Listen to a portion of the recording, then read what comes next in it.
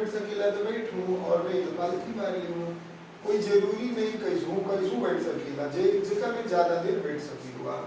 ओम इदम यहाँ देखना है गौरी गणेश पर। ओम श्री सोमकैश्चैकदन्तश्च कपिलो गजकर्णकः लंबोदरस्य विकटो विघ्ननाशो विनायकः धूम्रकेतुर्गणाध्यक्ष भाग्यचंद्रो गजाननः। ओम गणपतये नमो नमः। श्री सिद्धिविनायक नमो नमः। अष्टविनायक नमो नमः। ओम श्री मंगलमूर्तये नमो नमः। गौरी गणेश पर छोड़ देंगे। ओम सर्वेभ्यो देवेभ्यो नमः।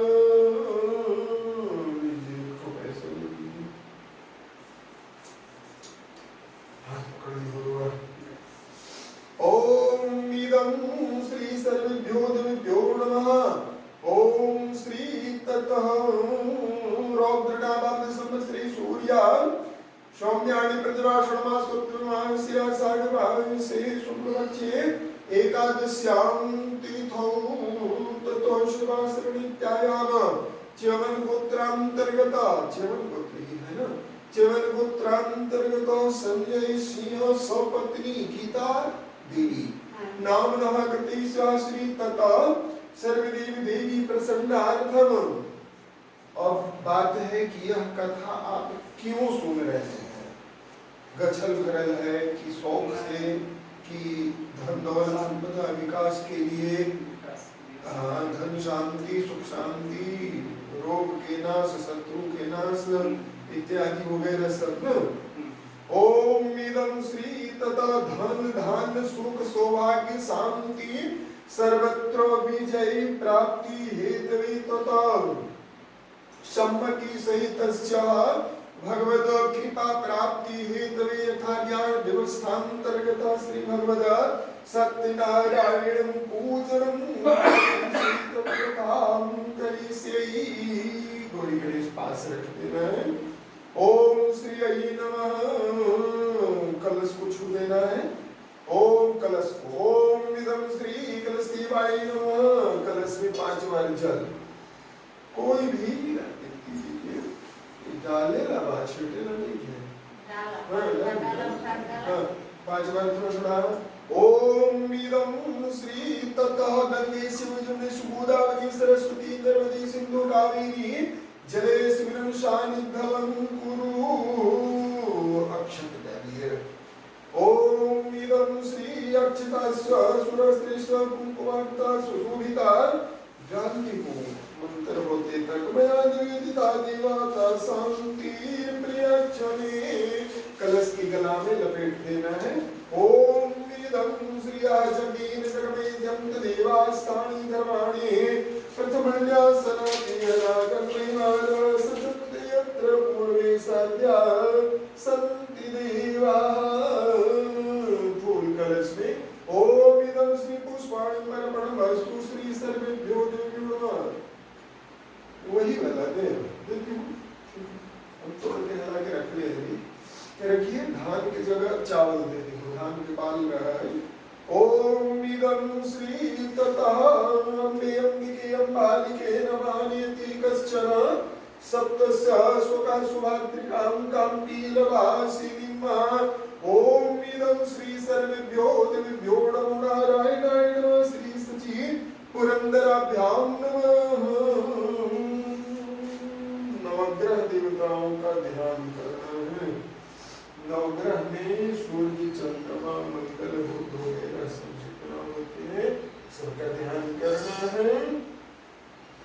ओम इदं श्री ब्रह्मा मुरारी त्रिपुरांतकारी भानु शशि भूमि सुतो बुधश्च गुरुश्च शुक्र शनि राहु केतवा सर्वे ग्रहा शांतिकरा भवन्तु।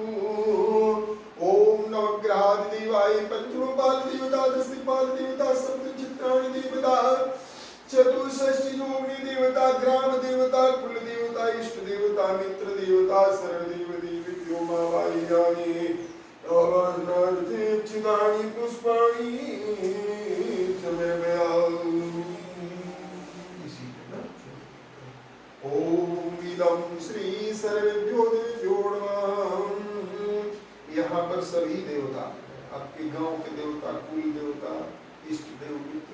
अब सबके पूजन साथ साथ होगा नवग्रह अनुसार। अब भगवान विष्णु का ध्यान करना है। ये तिल और फूल,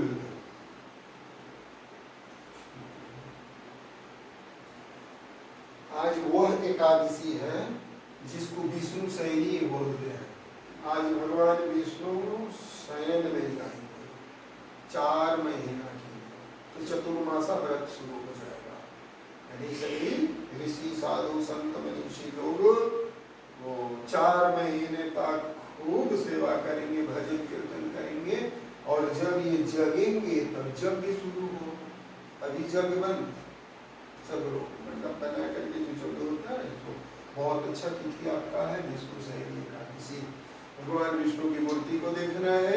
ओम शांताकारं भुजंगसेनं पद्मनाभं सुरेश्वरं विश्वधारं गगनसदृशं मेघवर्णं शुभं लक्ष्मीकान्तं कमलनयनं योगभिरध्यानगम्यं वन्दे विष्णुं भवभयहरं सर्वलोकैकनाथं।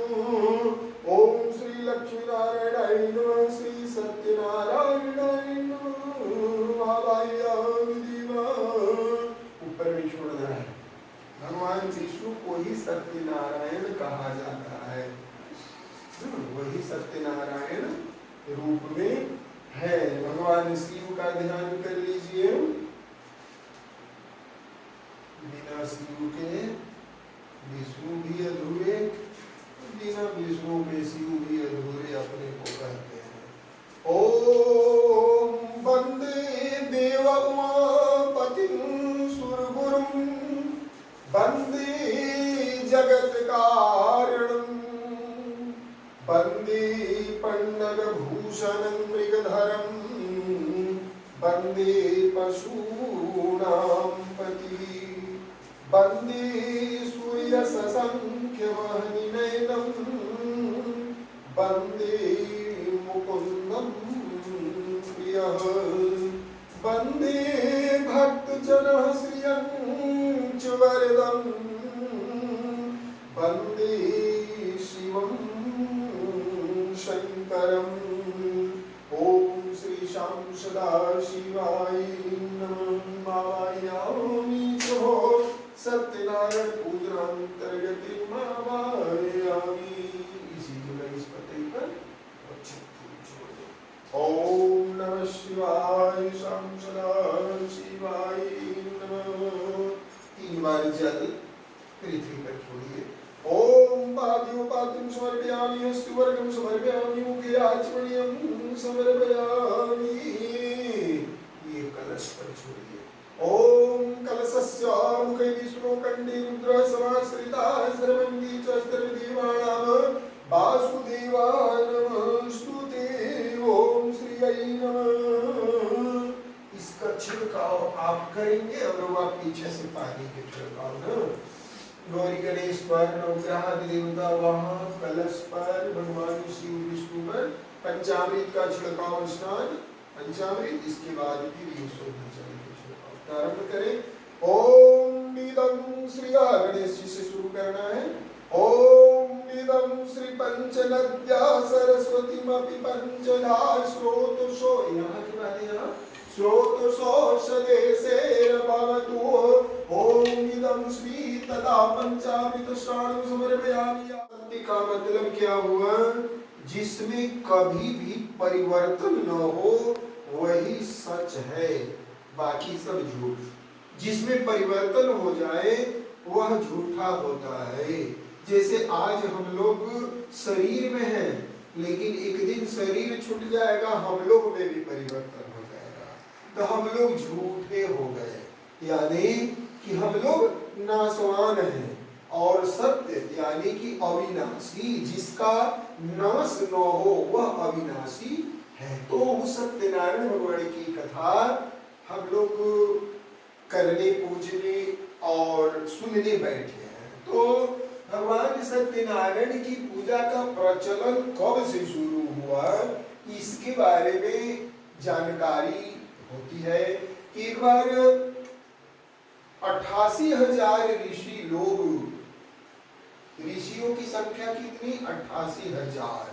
आज भी समूह में सबका ग्रुपिंग चलता है प्रत्येक जाति में, चाहे चेरो हो या खरवालो, आप में भी हो सकता है कि इतने भाई की मंडली है, एक समूह है, समाज है, ठीक है।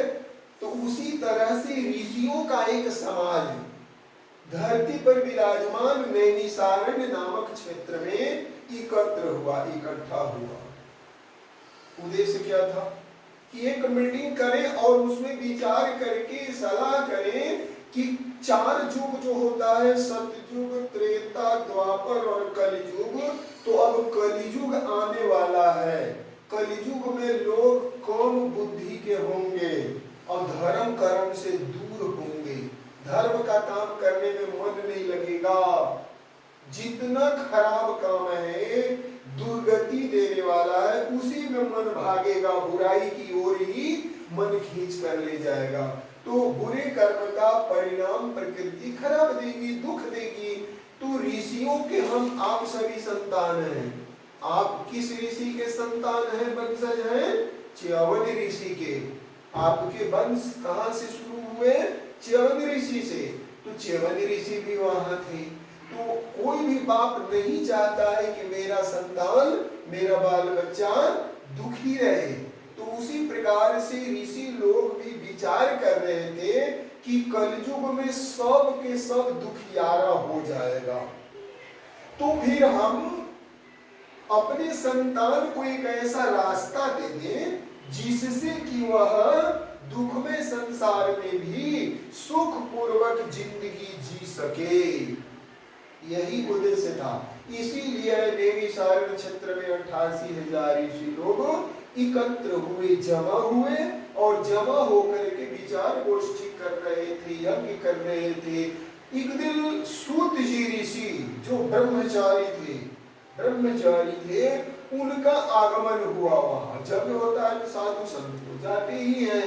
सूत जी ऋषि बड़े विद्वान थे, उनको आते देखकर सभी ऋषि लोग प्रसन्न हुए और उनको सभा में आने के बाद उनका बहुत खातिरदारी की गई। आओ भगत हुआ, साधुवाद हुआ, सब उनके आरती उतारी, उनको पूजन अर्चन करने के बाद, मान सम्मान करने के बाद यही प्रश्न रख दिए जो उद्देश्य था उनका। यही सवाल रख दिए कि कलयुग में लोग खुशहाल कैसे रहे, कलयुग तो रुलाते रहेगा, तो क्या करें? कोई ऐसा व्रत, कोई ऐसा जप तप या कोई ऐसा अनुष्ठान आप बतला दें जिससे कि कलयुग में उत्पन्न मनुष्यों का कल्याण होवे, भलाई होवे, सुख पूर्वक रह सके। तब इस पर श्री सूत जी ऋषि कहते हैं कि धन्योऽसि त्वं मुनिः श्रेष्ठ, त्वमेव वैष्णवाग्रणी, यतः समस्त लोकानां हितमीक्षसि सर्वदा। बोलो। हाँ बोलो। ये हो नहीं गया, कथा चल रहा है हिंदी में है, कथा चल रहा है, हो जा रहा है, प्रश्न ध्यान दो। ठीक।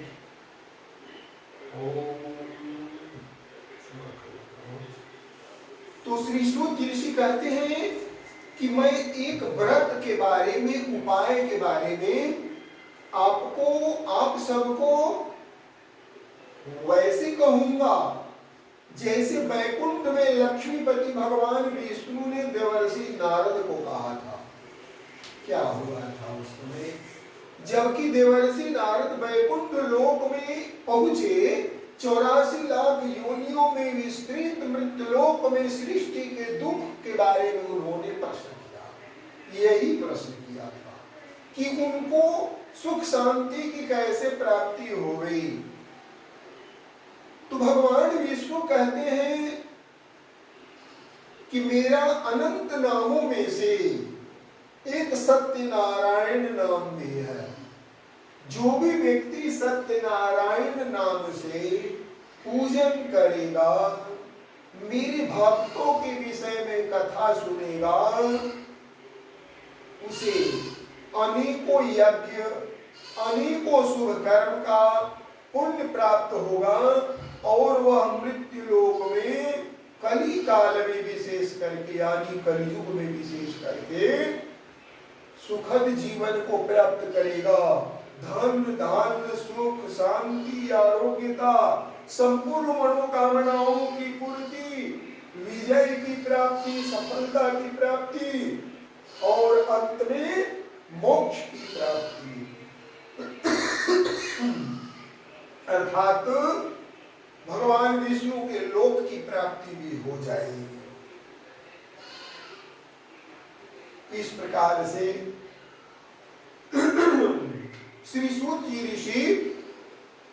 ऋषियों को समझाते हुए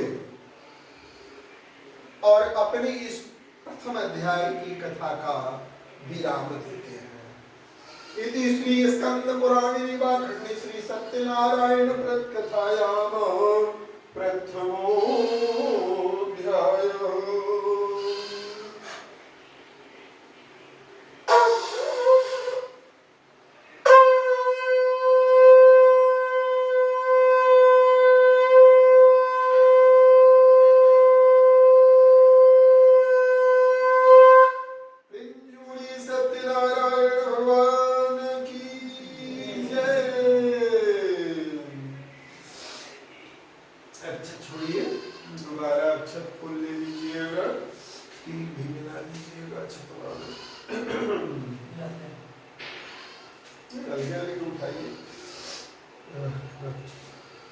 भगवान विष्णु पर अक्षत नहीं चढ़ता है,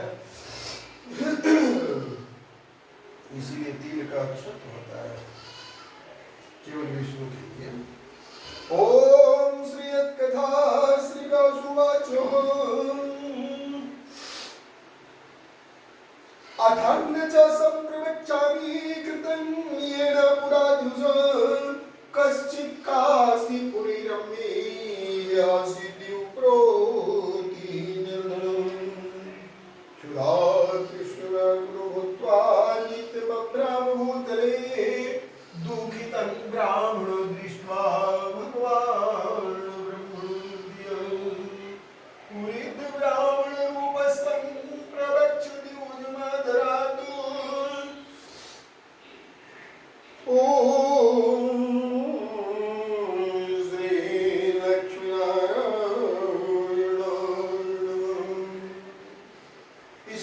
अध्याय के अंतर्गत ऋषि कहते हैं कि इस पूजन का, कथा का प्रचार प्रसार ऋषि लोग करने लग गए। अपने बाल बच्चा को बतलाने लग गए कि तू सत्यनारायण का पूजन करो, कलयुग में तुम्हारा कल्याण होगा। कलयुग में कम समय में, कम मेहनत पर, कम खर्च पर लाखों वर्ष तपस्या करने का पुण्य देने वाला यह व्रत है।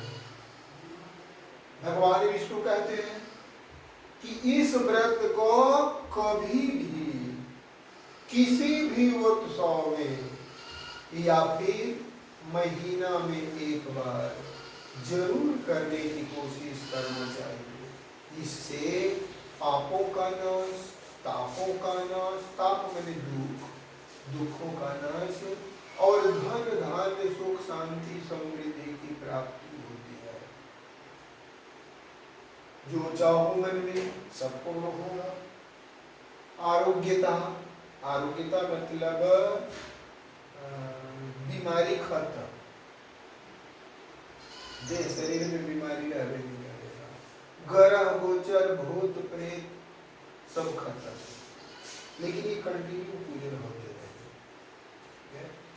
तो प्रभु की कृपा उन पर पर हो जाती है, जो भगवान सत्यनारायण के पूजन प्रतिमा हर महीने करने लग जाते हैं।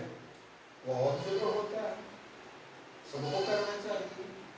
अब प्रचार तो ऋषि लोग शुरू कर दिए थे, लेकिन प्रचार अच्छा से नहीं हो पा रहा था। इसलिए एक बार हुआ क्या कि भगवान विष्णु की ऐसी कृपा होती है कि एक गरीब ब्राह्मण जिनका नाम सतानंद था, वे गरीब थे, भिक्षा मांगने के लिए पूजन के बाद भिक्षा मांगने के लिए भ्रमण कर रहे थे। उस समय भगवान विष्णु उनके सामने प्रकट हो गए एक बूढ़े ब्राह्मण के रूप में, और कहते हैं कि मर्थम भ्रम से विप्रम मही नित्यम सुदुखितम तत्सर्वं श्रोतुमिच्छामि कथेसो महामुनिम्। कहते हैं कि ये ब्राह्मण, भगवान विष्णु और शिव ब्राह्मणों पर बहुत दया करते हैं, ब्राह्मणों से बहुत प्यार करते हैं भगवान विष्णु और शिव। तो उस ब्राह्मण की गरीबी को देखकर भगवान विष्णु एक बूढ़े ब्राह्मण का रूप धारण करके उनके सामने प्रकट हो गए और कहते हैं कि आप प्रतिदिन सतानंद जी क्यों भूलते हैं, जबकि भगवान जान रहे हैं फिर भी पूछ रहे हैं। सतानंद जी कहे, ब्राह्मणोवति दरिद्रोहं भिक्षार्थम भ्रमे महिम उपायं यदि जानासि कृपया कथमे प्रभो। कहते हैं कि मैं तो ब्राह्मण हूं पर आप पिता तुल्य ब्राह्मण हैं, इसलिए आपसे छुपाना क्या, मैं बहुत गरीब हूं, दरिद्र हूं यानी गरीब हूं, भिक्षा मांगने के लिए भ्रमण किया करता हूं, इस पृथ्वी मंडल पर भिक्षा मांगने के लिए भ्रमण किया करता हूं प्रतिदिन। यदि इस गरीबी से बचने का कोई उपाय हो तो फिर आप मुझे बतलाएं। भगवान कहते हैं यहाँ है उपाय तो है, गरीबी से बचने का उपाय तो है, आप भगवान सत्यनारायण के नाम से पूजन करो, तुम्हें तुम्हारी गरीबी से छुटकारा मिल जाएगी, किसी तरह से गरीब नहीं रह पाओगे। भगवान विष्णु का बात मानकर सतानंद जी संकल्प करते हैं कि आज भिक्षा मांगने पर जो भी अनाज या पैसा या जो कुछ भी मिलेगा वह सब भगवान को अर्पित मैं करूंगा, भगवान सत्यनारायण का पूजन करूंगा।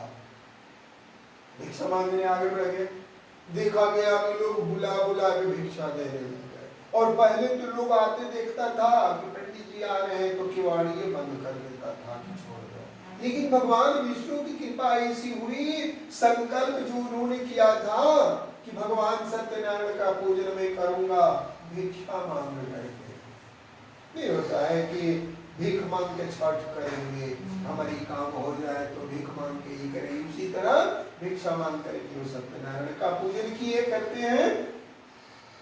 तो हुआ क्या कि पूजन तो विराम कर लिए, तो वहां के राजा के यहाँ एक प्रतियोगिता चल रहा था, शास्त्रार्थ माने परीक्षा चल रहा था राजा के यहाँ।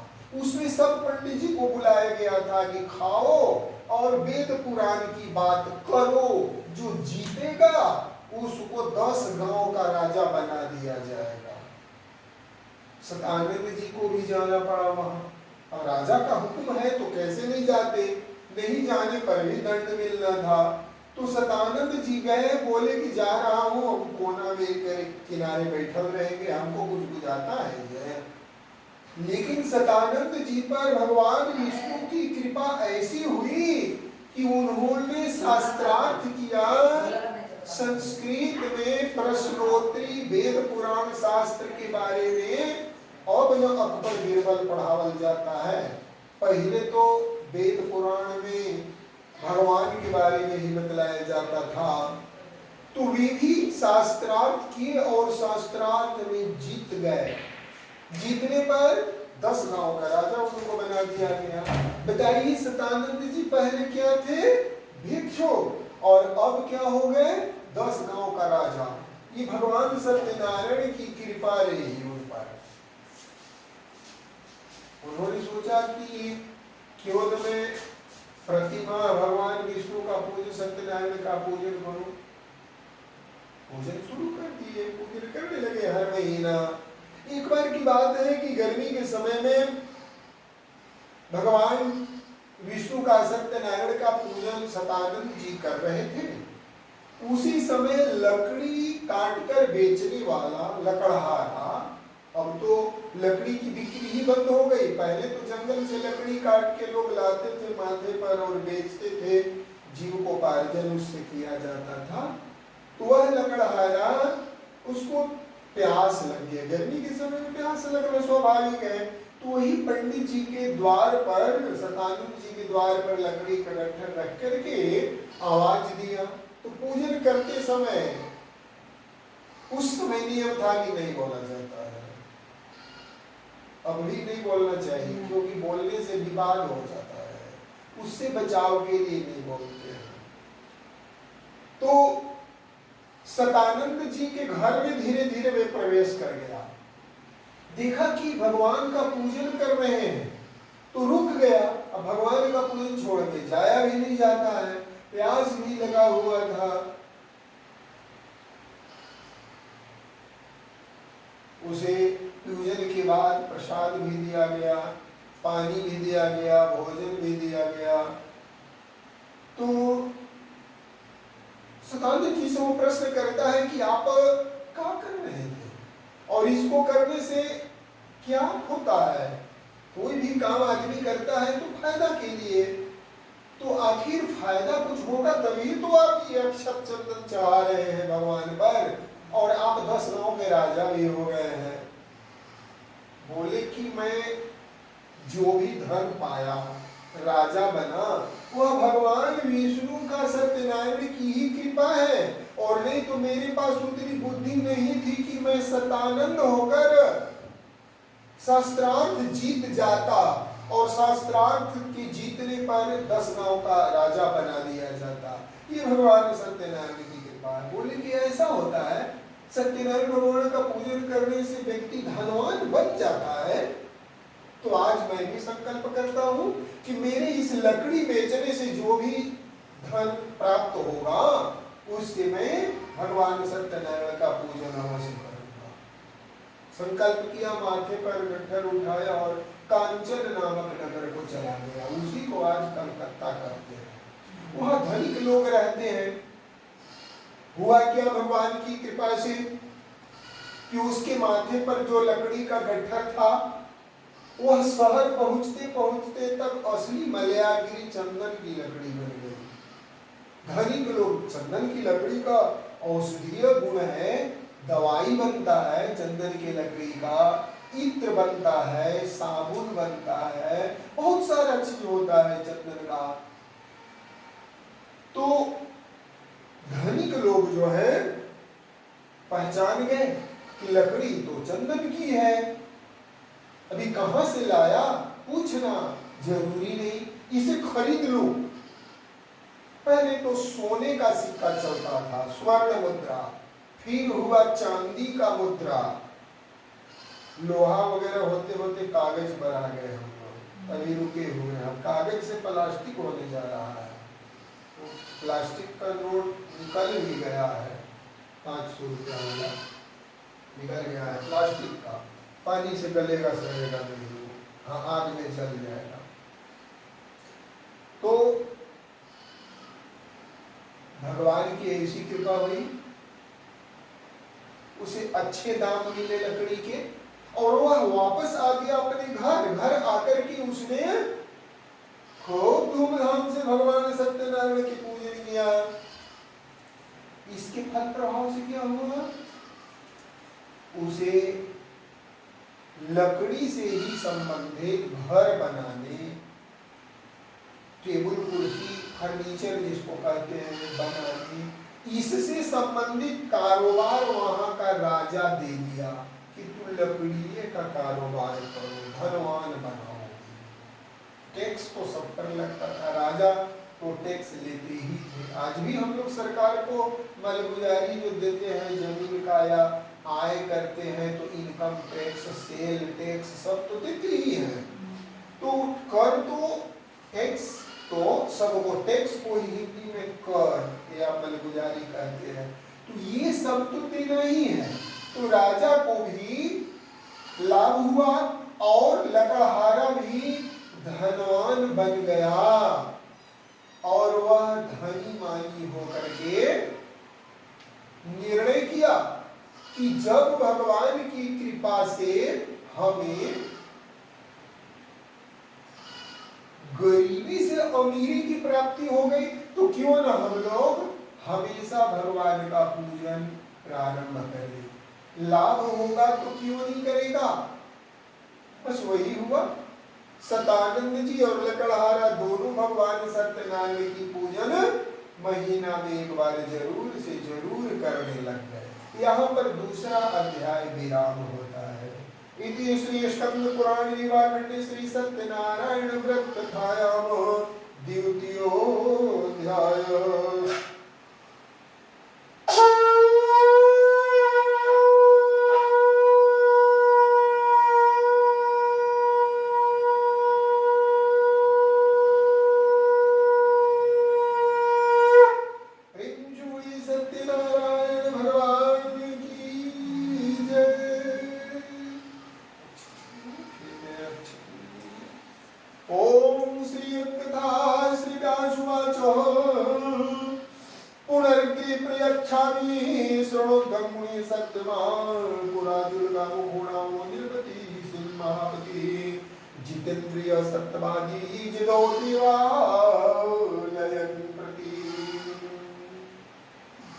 कथा के इस तीसरे अध्याय में कथा के इस तीसरे अध्याय में श्री सूत जी ऋषि कहते हैं कि इस पृथ्वी पर एक उल्कामुख नाम का महाराजा रहता था। बल्कि राजाओं का राजा, महाराजा, जिसको महाराज कहते थे। राजा को राजा, बाकी जो सम्राट चक्रवर्ती इस प्रकार से होते रहते थे, तो महाराजा थे। उनका प्रजा खुशहाल, सब कुछ ठीक ठाक था। लेकिन एक कमी थी कि उनके घर में कोई संतान नहीं था। वैद्य जी लोग भी बोल दिए थे कि आप बाप नहीं बनोगे। तो राजा का बेटा राजा होता है, अब इसके बाद राजा कौन बनेगा, समस्या हुई। वैद्य जी लोग बोलने लग गए कि अब बाप आप नहीं बन पाइएगा। तो एक दिन रानी बोली कि आप अपने गुरुदेवता से मिलिए। राजा गए अपने गुरु बाबा के पास और जाकर के वो सवाल करते हैं कि गुरुदेव, राज्य का उत्तराधिकारी कौन होगा। हमें संतान नहीं, शरीर वृद्धा होता चला गया, बूढ़ा से चौथापन शरीर का आ गया है, अब क्या करें। तो गुरुदेव उनको उपाय बतलाए, रास्ता बतलाए, कहे कि तुम दीन में भद्रशिला नदी नामक तट पर, किनारे पर भगवान सत्यनारायण का पूजन करो, तुझे पुत्र प्राप्त होंगे। राजा थे, तुरंत व्यवस्था हो गई। दूसरे दिन भद्रशिला नदी तट पर भगवान सत्यनारायण का पूजन होने लग गया। उसी समय, जिस समय की पूजन हो रही थी, एक बनिया, साधु शाह नाम का बनिया, जलमार्ग से व्यापार करने वाला, पहले बाजार वगैरह थोड़े रहता था, शहर सब नदी किनारे बसता था। जितना महानगर है सब नदी किनारे है, समुद्र के किनारे है। क्योंकि नाव से सभी बिजनेस करते थे, रोजगार करते थे। अब न बाजार लगने लगा, चाहे दुकान खुलने लग गया वगैरह। अभी तो पहले सब नाव से होता था। तो नाव से व्यापार का सामान लिए लोग जा रहा था, देखा कि राजा साहब बाली पर पूरा भीड़।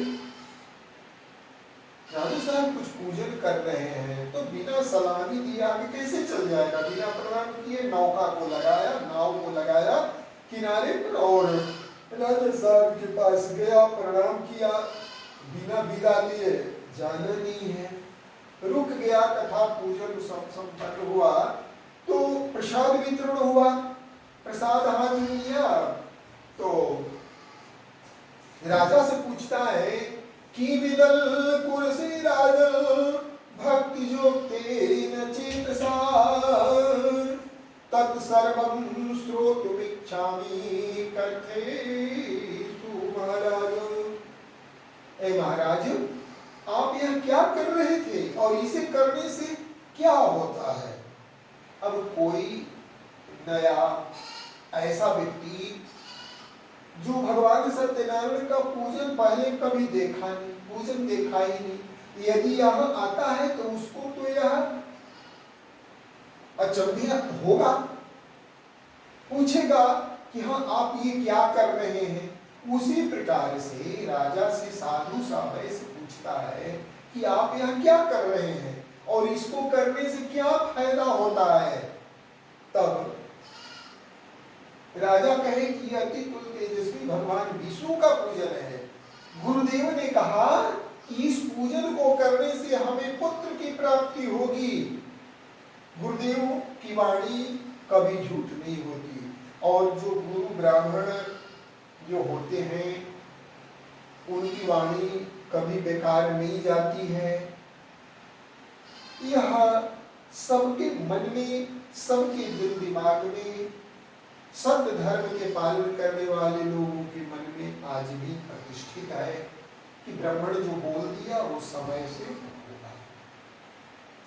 तो उनके गुरु देवता बतलाए थे तो समय से होगा। इस बात पर विश्वास करके, राजा के बात पर विश्वास करके साधु सा प्रसाद तो लिया और हाथ में प्रसाद लेकर संकल्प किया। संकल्प मैंने गछना, गछ दिया, कह दिया कि मेरे यहाँ भी कोई संतान का जन्म हो। अब संतान मैंने बेटा बेटी दोनों होता है, कोई संतान का जन्म हो, बेटा हो या बेटी हो, तो मैं भी भगवान सत्यनारायण का पूजन अवश्य करूंगा। ऐसा संकल्प करके और वो चल दिया, अपने घर आ गया। क्योंकि प्रसाद जो मिला तो उसमें से उसकी पत्नी का भी हिस्सा हो गया। पति के संपत्ति में पत्नी का आधा हिस्सा है ना, तो प्रसाद में क्यों नहीं, प्रसाद भी पत्नी के लिए वो लेकर के अपने घर पर आ गया और पत्नी को बतला दिया कि हम ऐसे ऐसे गछ दिए हैं। बोली कि ठीक है, आज रुक जाइए, अब कल विलंब हो गया तो कल जाइएगा बिजनेस में, कल जाइएगा। संयोग हुआ कि उसी रात्रि में गर्भाधान हो गया, गर्भ ठहर गया। अब साधु साहब बिहार चला गया अपने नौका से व्यापार करने। तो लोग रोज जाकर रोज घरे वापस नहीं आते थे, और रोज जाते हैं, एक दिन गए तो साल भर में कहीं वापस लौटते थे, बिजनेस करके, व्यवसाय करके।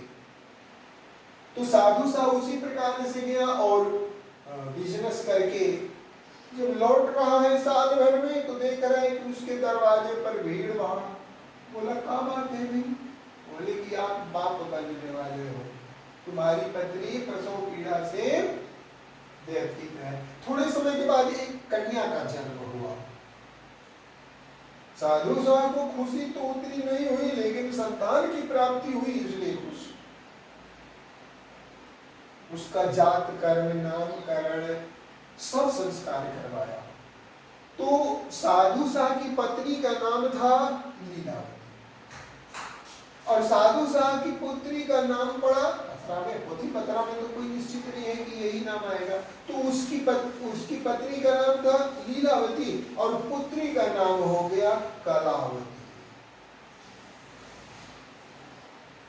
कुछ दिन बीता,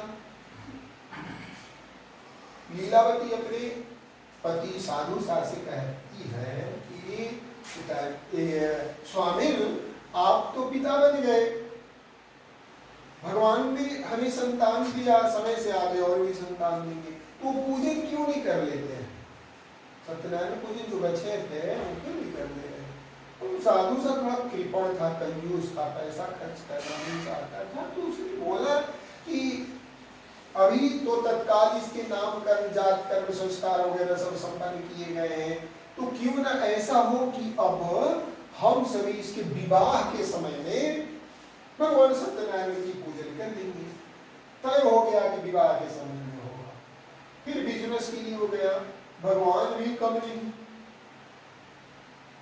अगला बार जब वो लौट रहा है तो देख रहा है कि उसकी पुत्री विवाह के लायक हो गई, इतना तेजी से बढ़ी। अपने 20 बरस 22 बरस में विवाह होता है, पहले तो 5 साल 7 साल में विवाह हो जाया करता था। हम 5 साल में विवाह हो जाता था, तो कन्यादान करना पड़ता था। आज कन्यादान कहाँ हो पाता है? आज तो कन्यादान कीजिएगा तो 22 साल में शादी होत वाले की तो कहाँ से कन्यादान? तो भगवान की कृपा हुई कि वह पुत्री कलावती सयानी हो गई और अपनी सखियों के साथ खेलती हुई अपने पिता को नजर आई। वो अपने सखियों के साथ खेल रही थी, ऐसा दृष्टिगत हुआ। तो पहले बर घर देखते थे नवा ब्राह्मण, तो अपने पुरोहित को रहजाम को बुला करके साधु सा कहा कि आप मेरी पुत्री का विवाह करवा दो। साधु सा के पुरोहित और जो हजाम थे वे सब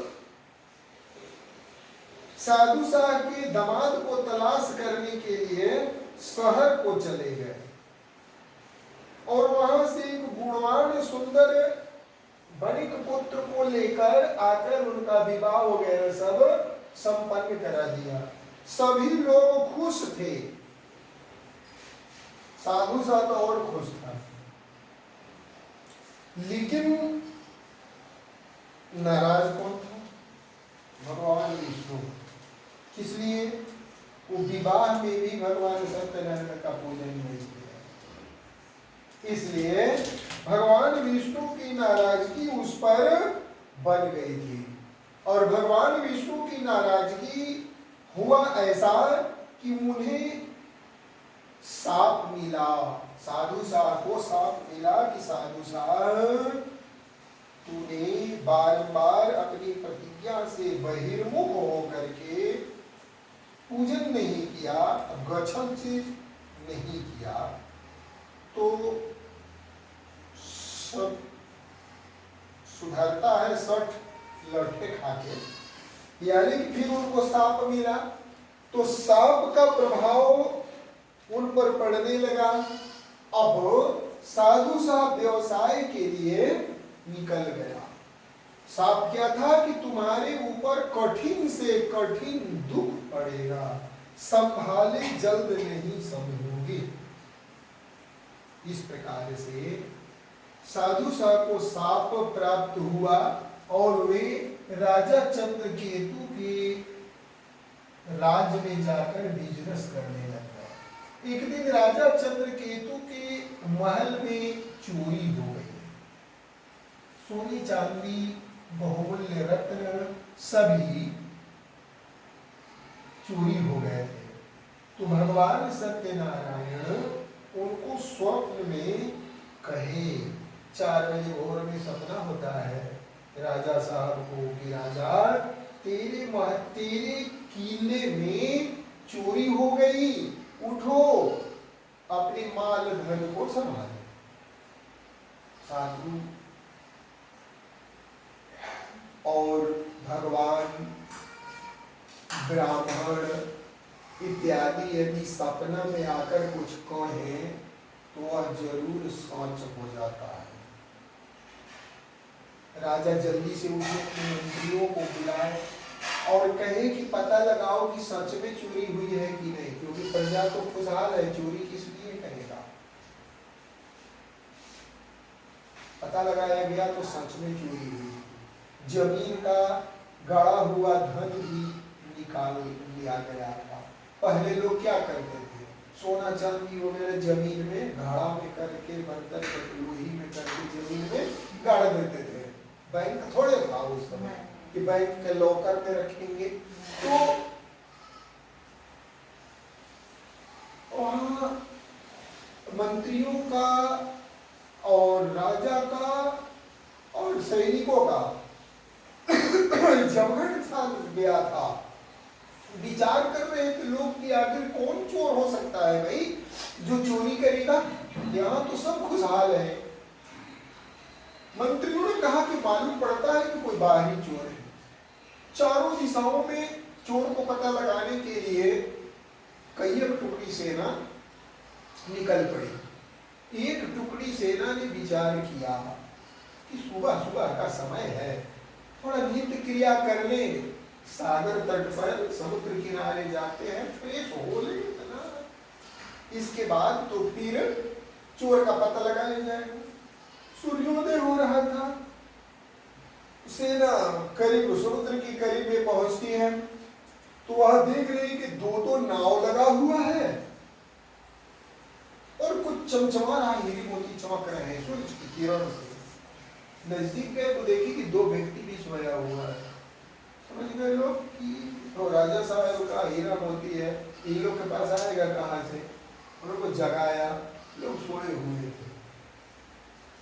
सैनिकों को विश्वास हो गया कि इन लोग को रात भर समय लगा होगा चोरी करने में, रात भर जगे होंगे सब, इसलिए अभी सो रहा है। नहीं तो कौन व्यक्ति होगा जो सूर्योदय होने के बाद भी सो रहा है। सब सूर्योदय तक जग जाते हैं।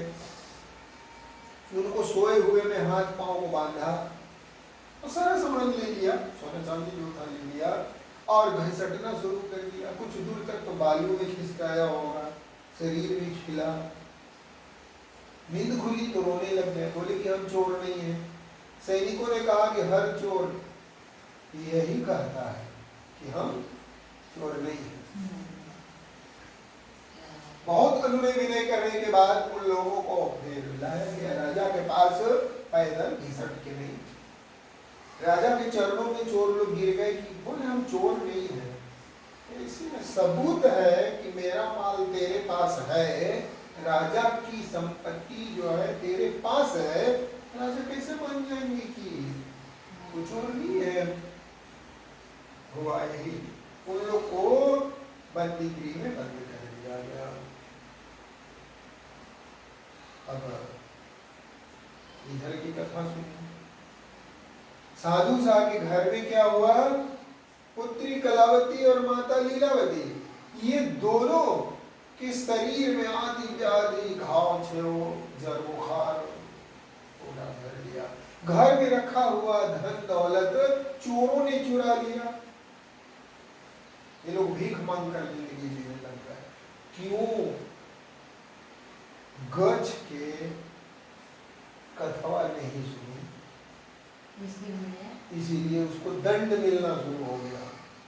इसलिए गच्छ करके और छोड़ना नहीं चाहिए, याद रखना चाहिए, भूलना नहीं चाहिए। ठीक है। तो एक दिन हुआ क्या कि माता कलावती लीलावती इतना बेहाल हो गई कि वह भिक्षा मांगने नहीं जा सकती।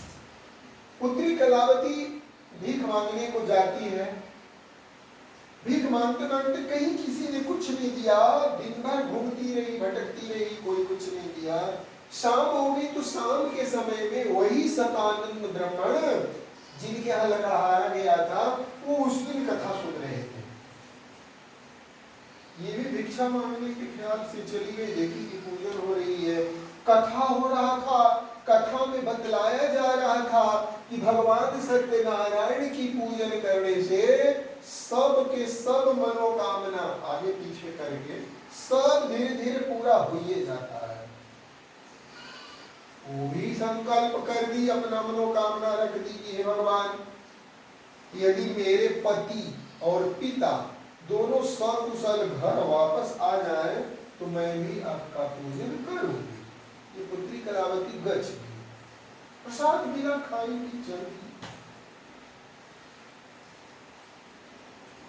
घर जब जाती है तो माता लीलावती क्रोध में है। क्यों क्रोध में है? इतनी रात्रि हो गई, युवा शरीर है तुम्हारा। सीधे सीधे वो कहती है कि तुम भूख प्यास के कारण कहीं दुष्कर्म करके तो नहीं आ रही है। पुत्री माता के चरणों में गिर गई और बोली, नहीं माँ, मैं तो सतानंद ब्राह्मण के यहाँ भगवान सत्यनारायण की कथा सुन रही थी, प्रसाद और भोजन तेरे लिए भी लेकर आई हूँ। सत्यनारायण भगवान का नाम लेते ही उस माता को याद आ गया कि हमारे दुख का कारण ये भी हो सकता है कि सत्यनारायण की पूजन संकल्प करके नहीं किए हैं। माता बोलती है कि पुत्री, तेरे ही जन्म के खातिर तेरे पिता ने संकल्प किया है, उस संकल्प को आज तक हम लोग पूर्ण नहीं कर पाए भगवान सत्यनारायण की पूजन। चलो कल जैसे भी हो भीख मांगकर हम लोग उस भार को उतार देते हैं। रात्रि में सोए तो आधा संकट खत्म, लोग चलने फिरने लायक हो गए। जो आदि व्याधि रोग दुख बीमारी था वो सब खत्म हो गया। भगवान सत्यनारायण की कृपा है। सुबह में भिक्षा मांगने के लिए शुरू हो गए, फिर तो रात होगा।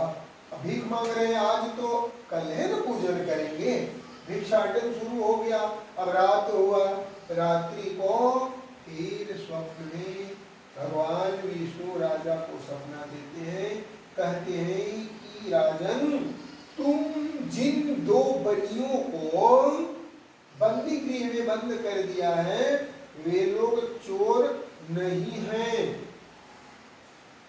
वे ईश्वरीय दंड भुगत रहे हैं, इसलिए उनको कल छोड़ देना और उनसे जो धन लिया है वह वापस कर देना।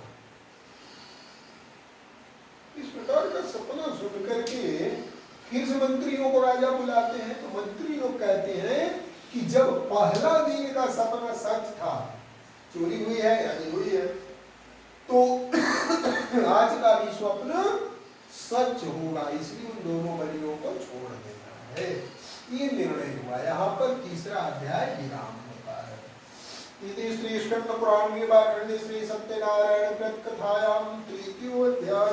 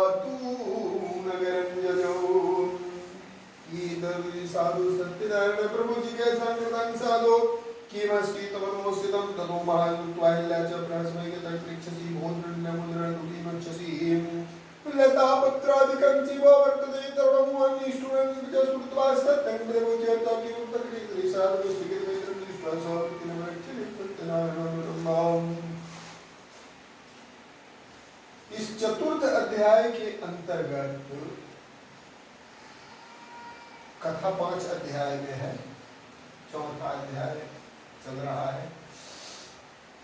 चतुर्थ अध्याय के अंतर्गत श्री शुद्ध ऋषि कहते हैं कि राजा से विदा लेकर साधु शाह और उनकी दामाद जो जेल में दोनों बंद थे, विदा लेकर दौलत लेकर अपने घर की ओर चल दिए और उनकी पत्नी और पुत्री घर में सत्यनारायण कथा का आयोजन कर दिया। उधर कथा भी हो रही है, इधर लोग जलमार्ग से नौका से चल दिए। भगवान विष्णु इच्छा की है कि अभी भी इसकी मति बुद्धि सुधरी है कि नहीं। नाव जहां चलाया जा रहा था सागर में, समुद्र में, चलते समुद्र में वो प्रकट हो जाते हैं पानी पर। कहते हैं कि साधु साहब तेरे नाव में क्या भरा हुआ है? और साधु साहब कहते हैं कि क्या महाराज आपको रुपया लेने की इच्छा है? अभी भिक्षा देने की इच्छा में मैं नहीं हूं, भिक्षा देने की इच्छा में मैं नहीं हूं। बड़ा निष्ठुर वचन था। भीख तो मांगा ही गया था, पूछा गया था कि क्या है। थोड़ी दूर आगे जाने के बाद दामाद कहता है कि हम लोग जलपान कर ले। मैं नाश्ता, जलपान में नाश्ता कर ले, कुछ खा ले, इसके बाद चलेंगे। तय हुआ, ठीक है। नौका किनारे लगाया गया। साधु साहब और दामाद जिनको देखा पानी पर चलते हुए भगवान विष्णु थे, वे सागर किनारे जाकर के रुक गए।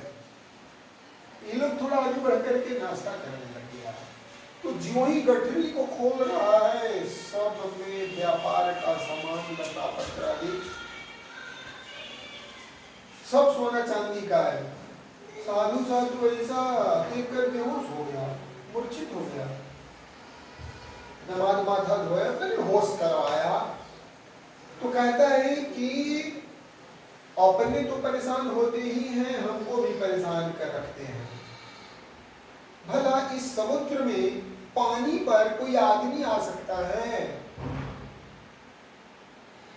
दंडी भगवान थे, वे रुके हुए हैं। चलिए, ससुर को कह रहा है, ससुर को कि चलिए आप भी वहां और उनके चरण पड़िए, सारा काम बन जाएगा। वो कोई आदमी नहीं है। साधु सा गया, उनके चरणों में मस्तक रख करके प्रणाम किया, बोला कि अब गलती नहीं करेंगे, सच बोलने दिया।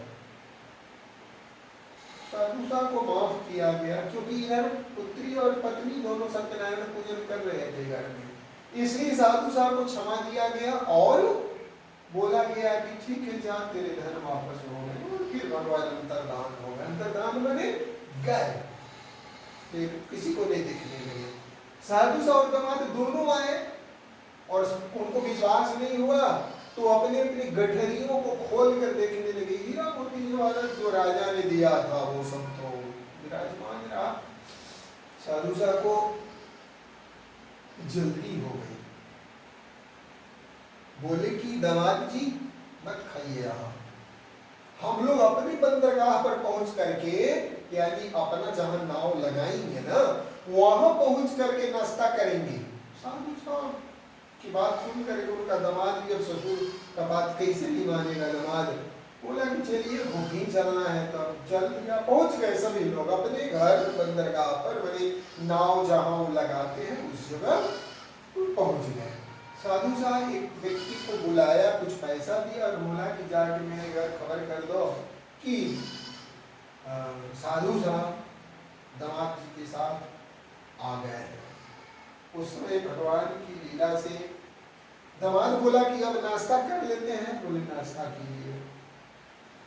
इधर दूध आता है घर, साधु साहब की पत्नी और पुत्री दोनों सत्यनारायण भगवान की पूजन कर रहे थे, और आकर के कहता है कि साधु साहब आ गए हैं। सागर किनारे इस गांव में साधु साहब और दामाद दोनों आ गए हैं। क्या हुआ? श्रुत्वा दूतस्य मुखद वाक्यं महाहर्षवती सती सत्यपि पूजां तथा कृता प्रोजा तरुलां प्रति वज्रामि शीघ्रमागच्छ साधु दर्शनाय च इति मातृवच श्रुत्वा व्रतं कृत्वा समाप्य च। हुआ क्या कि माई बेटी दोनों कथा सुन रहे थे। साधु साहब का समाचार आया कि साधु साहब सेठ जी आ गए हैं। बस माता खड़ी हो गई, लीलावती खड़ी हुई, पुत्री कलावती को कहती है कि सेठ जी आ गए हैं तो हम उनकी सेवा में जा रहे हैं, तू भी पूजन जल्दी से विराम करके तू भी आ।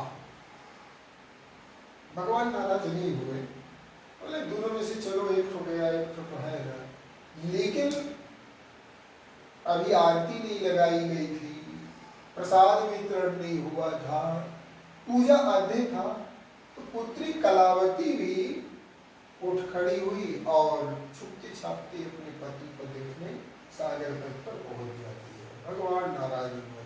साधु सा का दामाद नाव पर बैठ के नाश्ता कर रहा था। एक नाव से सामान अनलोड हो रहा था, उतारा जा रहा था। एक को उतारने के बाद में दूसरा का से उतारा जाता। तो नाश्ता सहित नाश्ता करते करते वो सागर में डूब गया। पुत्री पहुंचती है वहां, देखी कि माता पिता दोनों बात कर रहे हैं आपस में, तो पूछती है कि मेरे स्वामी नहीं आए क्या? तो अब उन लोग को होश होता है कि दामाद जी तो अभी नाव पर थे, नाश्ता कर रहे थे, न नाव है न दामाद जी, यानी कि लहर उनको लेकर के सागर में डुबो दिया, खत्म हो गया। चलो जाओ। सती प्रथा था उस समय, जिसका पति मर जाए उस पत्नी को भी मरना पड़ता था। तो सती होने के लिए कन्या कलावती सागर में कूद पड़ी, लेकिन भगवान दयालु, सागर का पानी कम कर दिया। जब पानी कम कर दिए तो कहाँ डूबेगी, बालू में थोड़ी डूबेगी, खड़ी हो गई चुपचाप। अंतरिक्ष से आवाज आने लगा, आकाश से वाणी हुई, जिसको आकाशवाणी कहते हैं, कि साधु सा तेरी पुत्री पूजा को अधूरा छोड़ करके न आरती लगाई न प्रसाद पाई, यहाँ आ गई, इसलिए उसके पति से उसको मुलाकात नहीं हुई है। उसका पति जल में नाव सहित सुरक्षित है, तुम सब घर जाओ, आरती लगाओ, प्रसाद पाओ, यहाँ आओ तो अपने जामाता से यानी दामाद से मिल सकोगे। अंतरिक्ष से वाणी जब हुई, सभी लोग भागे भागे गए। पंडित जी वहां आश्रय में थे कि दोनों जजमान कहाँ भाग गया भाई, दोनों का था छोड़ के भाग गया था। आरती लगाई गई, प्रसाद वितरण हुआ, पूजन विराम हुआ, दामाद के लिए भी प्रसाद लेकर लोग वहां पहुंच रहे। तब तक दामाद अपने नाव का माल अनलोड करवा करके, उतरवा करके घुसा रहा था कि आप लोग कहाँ चल गए थे, इतना दिक्कत हुआ। बोले कि घर चलकर बतलाएंगे कि कहाँ चले गए थे। साधु साहब को होश ठिकाने लगा कि भगवान की पूजन में इतनी शक्ति है, महिमा है कि मृत्यु को भी टाला जा सकता है। दामाद तो नाव सहित डूब गए थे जल में, तो समुद्र में डूबला के बाद फिर जिंदा बचने का कोई चांस ही नहीं है। कई को जलीय जीव, मगरमच्छ से लेकर मछली तक सब खा पका गया होगा, लेकिन वो तो सुरक्षित था, साबुत एकदम मिल गया। साधु साहब बोला कि अब हम भी भगवान का हर महीना पूजन करेंगे, और उसकी बुद्धि सुधर गई।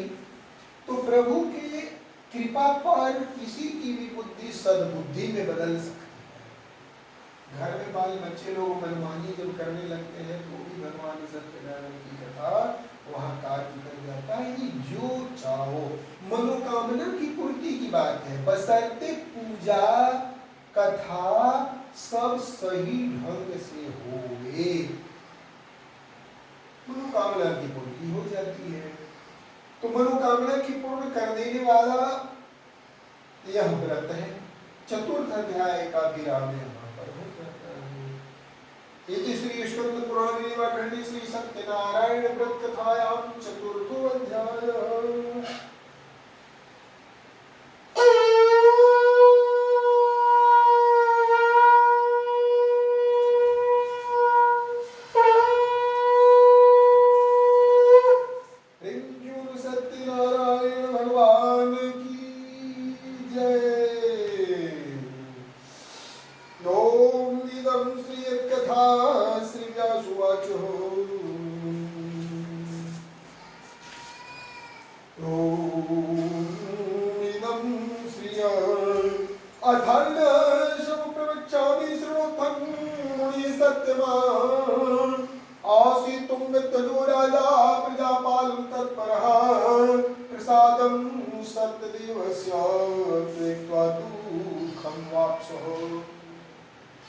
इस पंचम और अंतिम अध्याय में, पांचवा अंतिम अध्याय है, इस अध्याय में भगवान के जूठन प्रसाद की महिमा बतलाई गई है।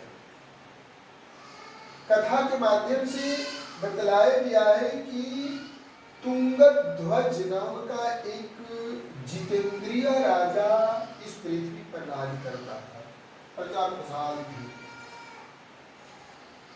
एक बार वह मृगया करने, शिकार खेलने, जिसको कहते हैं कि अहेर खेलने, निशानेबाजी करने जंगल गया, और जंगल में वह मृगया करता हुआ, मैंने हिरण के पीछे वह अपने घोड़े को दौड़ाता हुआ एक ऐसे स्थान में पहुंच गया जहां भूख प्यास घोड़े को भी लग गई, उसको भी लग गई, थक गया था। सरोवर का पानी पिया और एक विशाल बरगद वृक्ष के नीचे, बौर के पेड़ के नीचे आराम कर रहा था, सो गया। कुछ लकड़हारे लोग उसको देखे गए कि तो मेरे राजा साहब हैं, और उसी जंगल के करीब में 360 घर ग्वाले जाति के लोग, अहीर जाति के लोग रहा करते थे। लकड़हारे लोग राजा को देखे, ग्वालों की नगरी में जाकर वे लोग हल्ला कर दिए कि राजा साहब आए हैं और अमुक स्थान पर बरगद के नीचे आराम कर रहे हैं। तो उस गांव में एक नियम था कि प्रतिदिन भगवान सत्यनारायण का पूजन हो, आज इसके यहाँ, कल उसके यहाँ, परसों उसके यहाँ, इस तरह साल भर में एक बार चांस लोग को मिलता था कथा करने का। लेकिन रोज सत्यनारायण पूजन में लोग शामिल होते थे। तो उस दिन भी पूजन हो रही थी। पूजन विराम होने के बाद राजा को बड़ा समझकर ग्वाले लोग 10 भाई मिल करके प्रसाद देने जाते हैं। लेकिन राजा कहता है कि मैं अहीरों का छुआ हुआ प्रसाद नहीं खाता। अभिमान हुआ अर्जुन। अब राजा वहां से उठा और घुड़सवार करता हुआ चल दिया। अब उसका प्रसाद क्या हो? जिसके नाम का प्रसाद निकाल दिए उसको दूसरा कोई नहीं खा सकता है, नहीं तो पिशाच योनि को प्राप्त होगा। क्या करें, राजा छोड़ कर गया प्रसाद। अगर कहीं रखते हैं तो भी दोष पाप होगा, क्या किया जाए इस प्रसाद को? तो एक बूढ़े ग्वाले ने कहा कि देखो, बरगद में भगवान बटकेश्वर का वास होता है, सब देवता वास करते हैं। बरगद के जड़ पर रख करके क्षमा मांग करके चलो हम लोग। राजा समझेगा, हिसाब तो राजा का था, उसी तरह से रख करके और चले से ग्वाले लोग भी घर चले, राजा भी घर चला। राजा को अपशगुन होना शुरू हो गया, जतरा में अशगुन होना शुरू हो गया। लेकिन उसको नहीं मानते हुए जब वो अपने घर पर पहुंचता है तो पाता है क्या कि उसकी 100 पत्नी थी, 100 पत्नी। बाल बच्चे कितने होंगे? होगा। पहले के राजा लोग रखने करता था फौज बना करके। तो सब के सब मारे पड़े थे, सब मर गए थे। राजा जिस पत्नी को, जिस पुत्र को प्यार करता होगा, उसकी मृत्यु को भी देखा तो मूर्छित हो गया। मूर्छित मैंने बेहोश हो गया। कुछ देर के बाद अपने होश आता है, आ ही जाता है सबको। तो ज्ञान दृष्टि हुआ तो बोला कि अगर रोग होता तो 2, 4, 10, 20 को 50 को मरता, सब के सब मरल पड़ल है, यानी जरूर कोई देवता पितर का फेर है। याद करने लगा कि कहाँ भूल हुआ, कहाँ क्या हुआ। याद आ गया कि और कुछ तो नहीं, लेकिन जो मेरे भगवान सत्यनारायण का जूठन प्रसाद, अहीरों का छुआ हुआ जूठा नहीं खाया, नहीं लिया, ये भूल हो सकती है। वो तुरंत घुड़सवारी करके वहां से भागा। कहाँ गया? उसी गांव में जहाँ ग्वाले लोग पूजन किया करते। तो पूजन होगी तो फिर बिहानी ही ना, रात्रि में राजा वहां रुका, सुबह में भगवान का पूजन किया, क्षमा मांगा, बोला कि अब इस तरह की गलती हम नहीं करेंगे, और अपने प्रसाद खाया। और अपने परिजनों के लिए भी, परिजन मतलब अपन स्त्री बाल बच्चा राज दरबार कर्मचारी सबके लिए प्रसाद लेकर भी घर चला। रास्ते में अनेकों प्रकार का शुभ सगुन होना प्रारंभ हो गया। घर आकर राजा देखा कि सभी मृतक जीव थे, कोई नहीं पड़ा है, सब जीव हैं। राजा की जय जयकार और हो रही थी। राजा ने विचार किया कि भगवान के जूठन प्रसाद में इतनी शक्ति और महिमा है, तो पूजन में कितनी शक्ति होगी। उसने संकल्प किया कि जब तक हम जिएंगे तब तक भगवान सत्यनारायण का पूजन प्रतिमाह करते रहेंगे।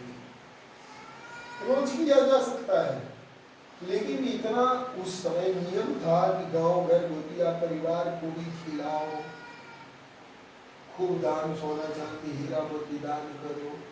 अब तो मुश्किल है ना, सोना तो खरीदना भी मनाही हो गया, इतना महंगा हो गया कि कहाँ से खरीद पाएंगे। तो उस समय सोना के थाली, सोना के बर्तन कोई वैल्यू था, सोना का नहीं था, आबादी कम थी, सोना चांदी ज्यादा था, तो खूब दान होता था। अब राजा प्रारंभ कर दिए पूजन, अपने कुल कुटुंब परिजनों को बुला करके भगवान विष्णु का पूजन करना, सत्यनारायण की पूजन और भक्तों की कथा श्रवण करना प्रारंभ कर दिए। जब तक जीवित रहे तब तक इस लोक में सुख भोग प्राप्त करके भगवान सत्यनारायण की पूजन करता है। उसको क्या होता है, प्रारब्ध कर्म के अनुसार तो सुख दुख सबको होता है, लेकिन प्रारब्ध दुख भी कम हो जाते हैं। तकदीर के लिखल दुख भी कम कर दिया जाता है, होगा दुख लेकिन कम कर दिया जाता है। हाँ, दुख आएगा, परेशानियां आवेंगी, लेकिन भक्त परेशान नहीं हो पाता है। इसलिए पूजन करना चाहिए। एक सुरक्षा कवच चढ़ जाता है, रक्षा होने लग जाती है, और मनोरथ की पूर्ति होने लग जाती है, जो राजाओं को भी हुआ। और इस जीवन लीला को समाप्त होने के बाद शरीर सबका छूटना है, मरना सबको है। कितनों कथा सुनिए, वो तो मृत्यु ईश्वर का नियम बनाए, वो नियम नहीं बदलेंगे, लेकिन मृत्यु के बाद भी स्वर्ग की प्राप्ति होगी, नरक नहीं जाएंगे। नरक में बड़ी दुख है, स्वर्ग में सुख है, यहाँ भी सुख वहाँ भी सुख। अंतर क्या हुआ कि जो हम कमाए होकर में से कहीं दान किए, भगवान के नाम लिए और पूजन पाठ किए, उपवास किए, व्रत किए, अनुष्ठान किए, तो इसीलिए तो धन कमाया जाता है कि हम दान पूजन करें और फिर अपनी बाल बच्चे, स्त्री, पति सबके लिए भविष्य निधि के रूप में भी धन अर्जन करें, घर बनाने, खेती करें, इत्यादि इत्यादि संपदा का अर्जन करें। तो साधु साथ से लेकर के जो तुंगध्वज महाराजा को दंड मिला, ये सब भी पूजन से ही क्षमा हुआ। तो गलती अगर किसी तरह की हो गई तो क्षमा मिल जाती है। ब्राह्मण को, गौ को, साधु सन्यासियों को, गुरु को, देवता को तिरस्कृत नहीं करना चाहिए। अगर तिरस्कार होता है, अपमान करते हैं, तो अपराध लगता है। तो अपराध कटेगा मिटेगा कैसे? दो ही तरह से, या तो क्षमा मांगे या फिर सत्यनारायण भगवान का पूजन करें। इसलिए हर महीने में जो पूजन की जाती है वो हम मिथ्या दोष का भी नाश कर देता है। हम लोग बात बात पर झूठ बोलते हैं, झूठ बोल देते हैं।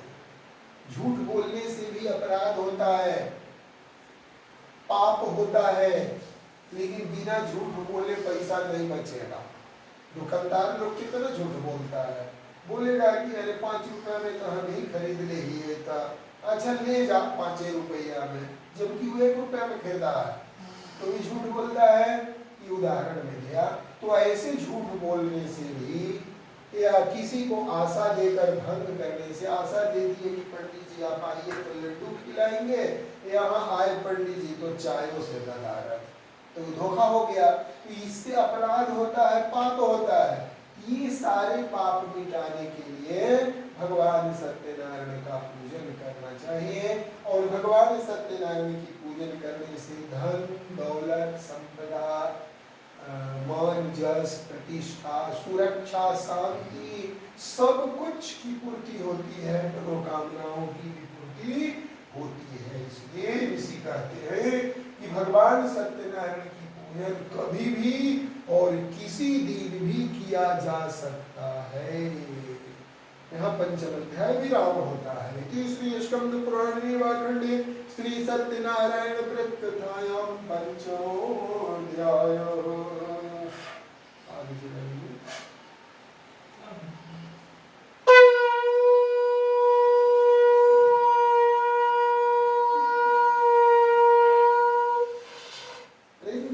सत्यनारायण भगवान की जय।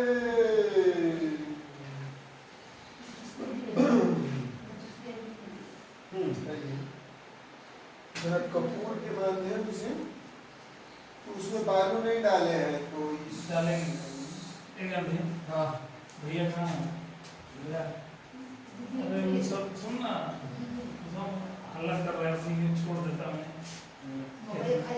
छोड़ दो।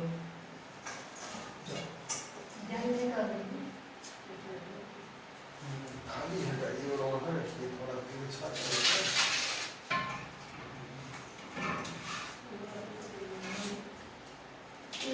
रख सकेला। प्रसाद भोग लग गया है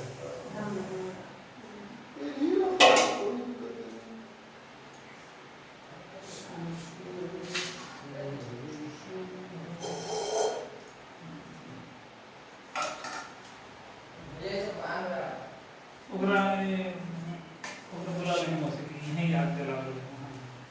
हाँ यहाँ ही कपूर से जल जाए। फैला लीजिए भैया, इससे फैला लीजिए।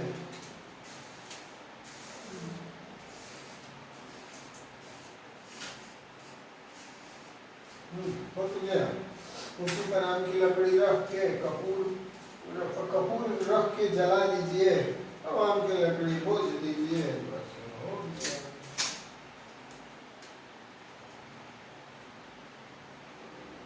ले कपूरवा 2-4 को रख दी हो, और फिर जला करके तब तक कहाँ डाली हो, तो पत्नी कर देगा। कपूर जला लीजिए और लकड़ी रख दीजिए, बोझ दीजिए उसको।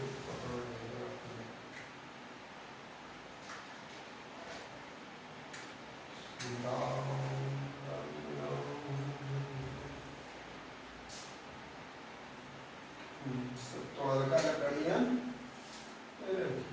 वो सजाइए मत, गांज दीजिए, इतना बुझने नहीं करेगा, गांज दीजिए। हाँ तो चम्मच से घी दीजिए, हवन कीजिए,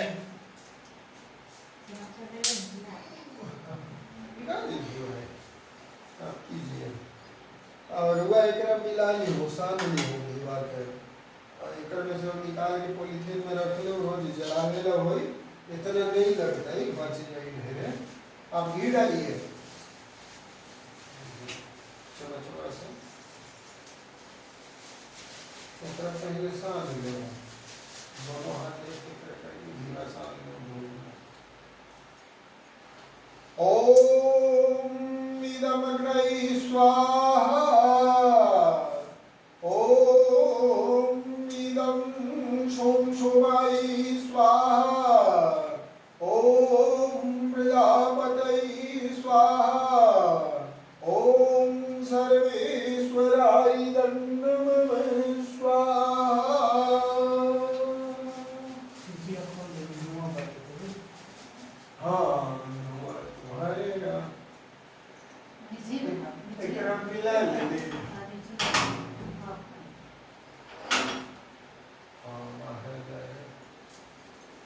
एकरा बढ़िया से मिला ली तो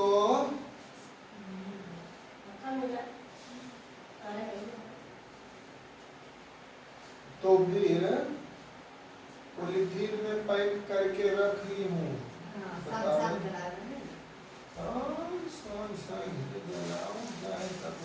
लक्ष्मी के प्राप्ति ला एकर में गुड़ मिला ले डिब्बा में बंद करके रख ले चॉकलेट वाला डिब्बा जो होता है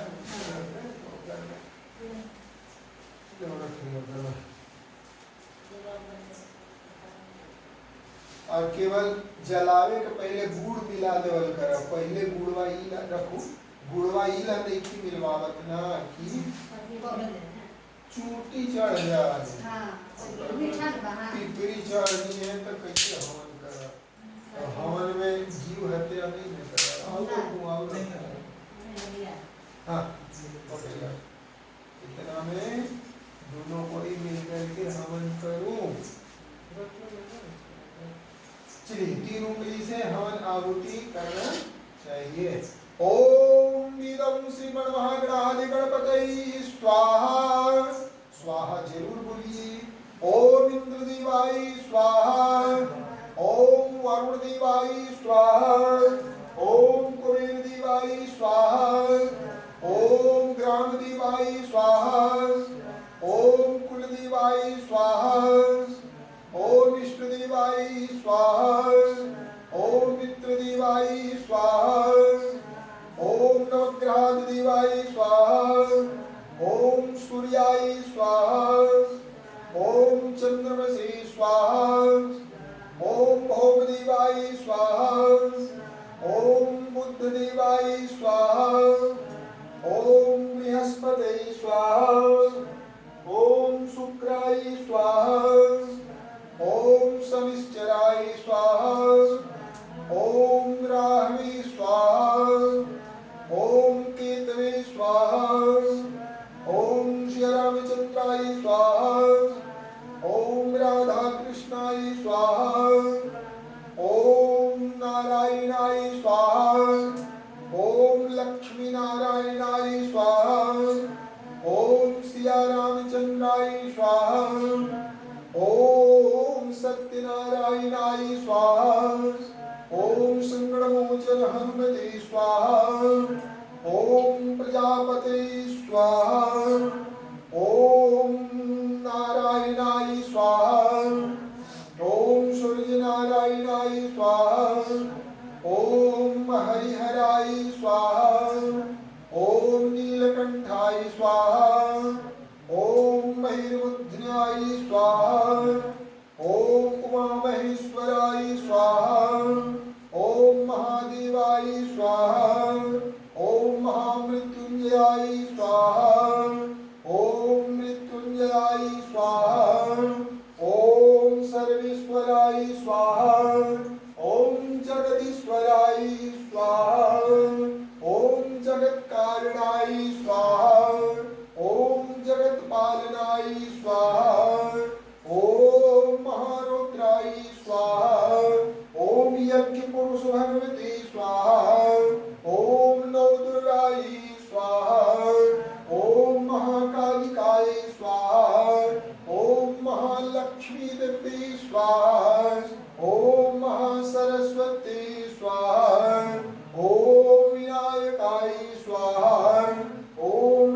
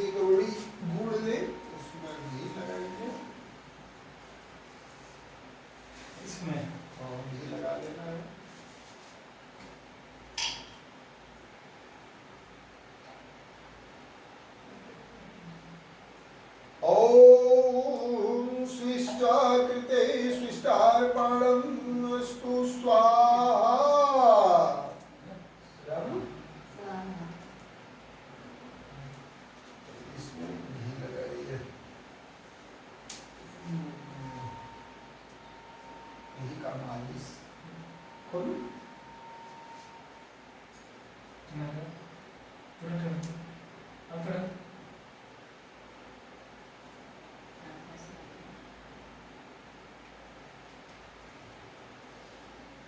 ओम सहस्रवः छन्दसयावृता सप्तमारिषया सप्तदिव्याः पुरुषं पन्थामनुदृश्यधीरा अन्मलेभिरत्योणरस्मिन् लपेटिये।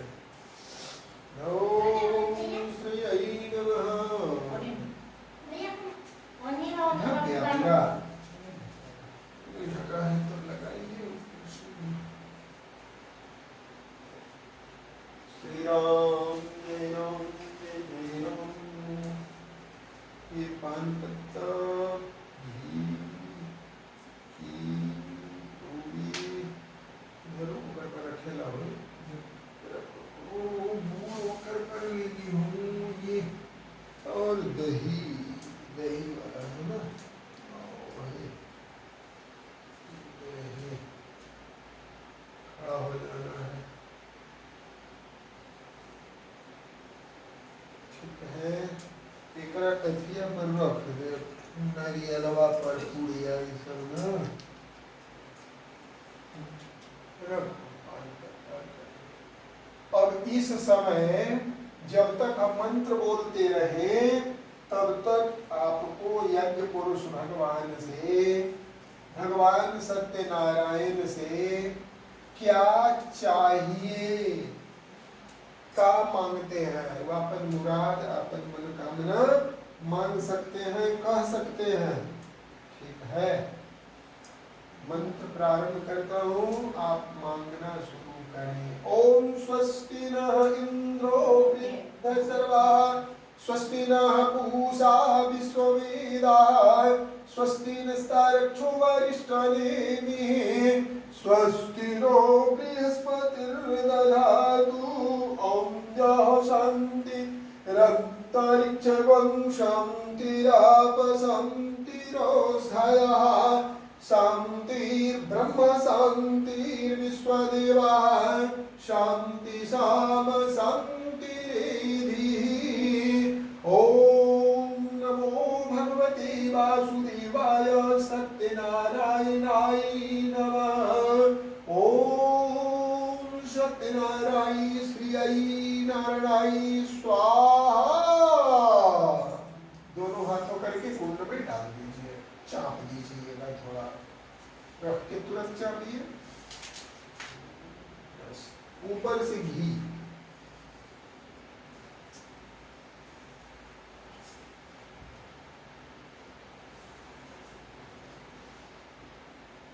लगातार गिरता है। ओम इदं श्रियश्च ते दाहिना हाथ दीजिए। ओम श्रियश्च ते लक्ष्मीश्च पत्ना बहुरात्रि पार्श्वे नक्षत्राणि रूपमश्विनो व्यातमैष्कन्नमैषाणः सर्वलोकमैषाणः। बस अब बचा हुआ धूप जो है सकल सामग्री है उसको 3 बार में सब डाल देना है। हाथ कैसहू रहे 3 उंगली से उठाना कोई जरूरी नहीं कैसहू भी उठाइए चाहे उंगली से उठाइए एक हाथ से कि 2 हाथ से 3 बार में सब खत्म कर देना है। जिसमें पहला बार के लिए उठा लीजिए। ओम सर्वं वै पूर्णत्वं स्वाहा। दूसरा बार नारियल में कर डालिएगा। ओम सर्वं वै पूर्णत्वं स्वाहा। तीसरा बार में सब पानी झाड़ करके ले लेना है। ओम सर्वं वै पूर्णत्वं स्वाहा। प्रेम से बोलो यज्ञ पुरुष भगवान की जय। उमामहेश्वर भगवान की जय। जल जमीन में 3 बार गिरा देना है। ओम श्री पुण्याचमणीयम मर्घमाचमणीयम शुद्धोदकाचमणीयम जलमर्पणमस्तु। ओम श्री आई नमः। अब हम लोग आरती करेंगे। खाली खाली कितनी करता हूँ। समय से इसमें और लकड़ी वगैरह दे करके नारियल को पूरी को सब जला देना है। सब राख हो जाए तब एक नदी में परवाह करेला भेजब।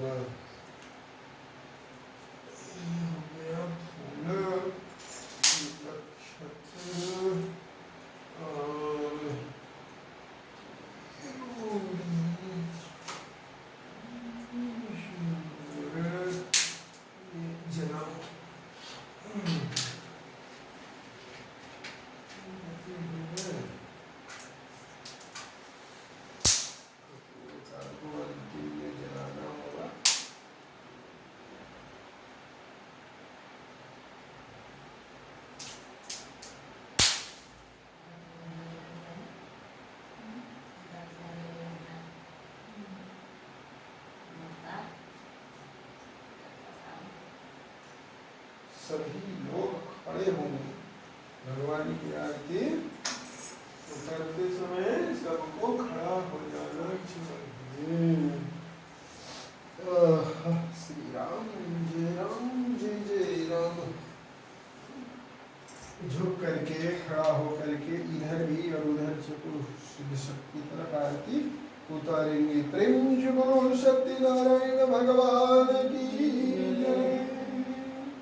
जय लक्ष्मी रमणा।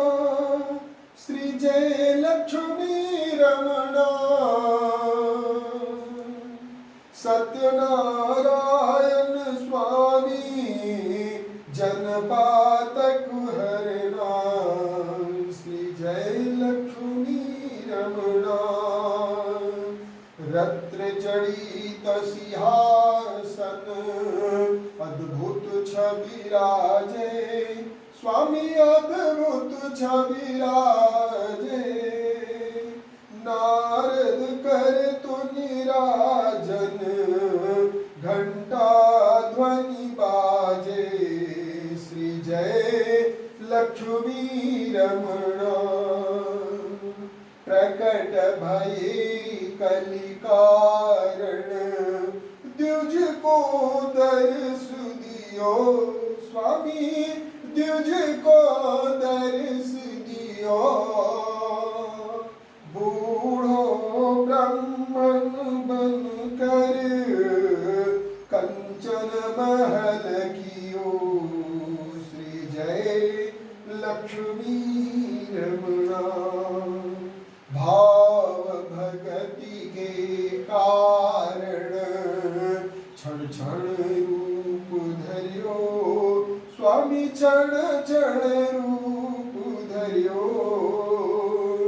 श्रद्धा धारण किन्हो जिनकी काज सरियो। श्री जय लक्ष्मी रमणा। ग्वाल बाल संग राजा बन में भक्ति करी। स्वामी बन में भक्ति करी। मन वांछित फल दिन हो दिन दयाल हरि। श्री जय लक्ष्मी रमणा। चढ़त प्रसाद सवायो कदली फल मेवा। स्वामी कदली फल मेवा। धूप दीप तुलसी से राजी सत्य देवा। श्री जय लक्ष्मी रमणा। सत्यनारायण जी की आरती जो कोई जन गावे, स्वामी जो कोई जन गावे, कह तू शिवानंद स्वामी, भज तू शिवानंद स्वामी, मनवांछित फल पावे। लक्ष्मी रमणा, श्री जय लक्ष्मी रमणा। दूसरे की शक्ति की तरफ दिखा दो।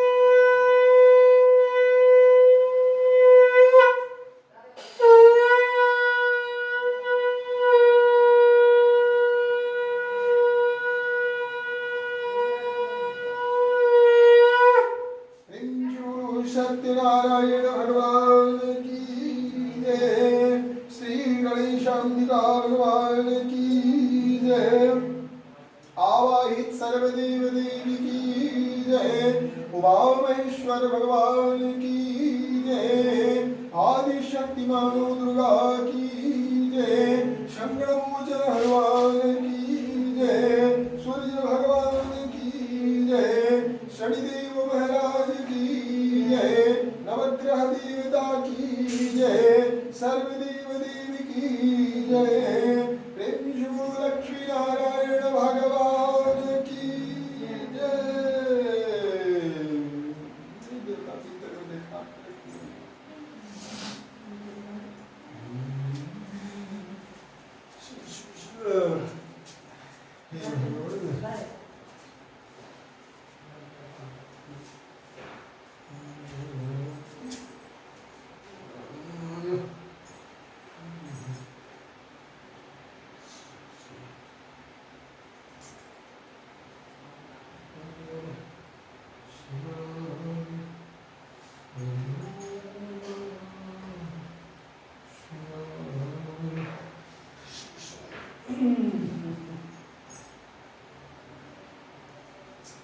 ओम श्री गंगा जी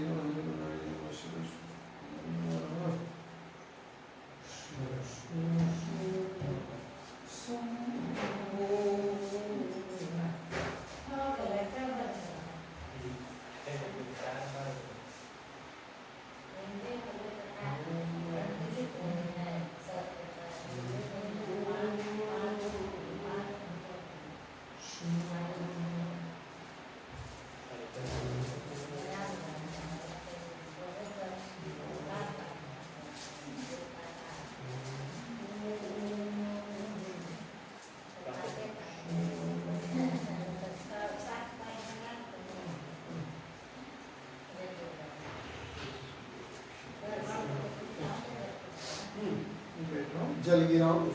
ओम इदं श्री पुनः आचमनी मरगमाचमनी अमर घुमा करके जब आचमनी जलमर्पणम अस्तु। इदं श्री तथा विष्णु रुद्रदेवाय नमो नमः। सर्वेभ्यो देवेभ्यो नमः।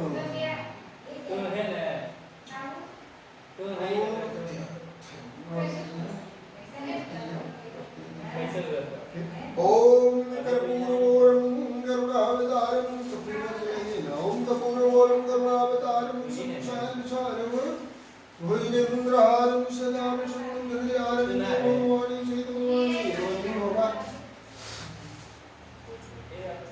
दिया जलावे घरी में बाय वाला बात न होगा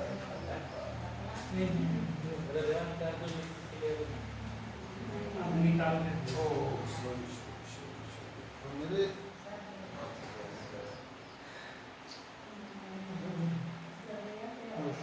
जला दीजिए हो गया। अब आरती दीजिए कपूर है। ओम कर्पूरगौरं करुणावतारं संसारसारं भुजगेन्द्रहारं सदा वसन्तं हृदयारविन्दे भवन् भवानी सहितं नमामि। ओम सर्वेभ्यो देवेभ्यो नमः।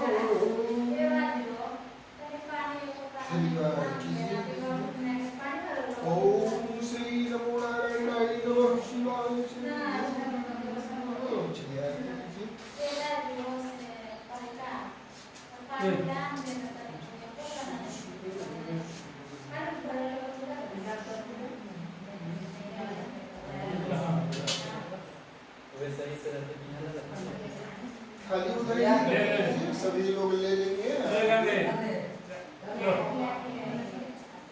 सबको दिखा दीजिए आज ले रहे हैं।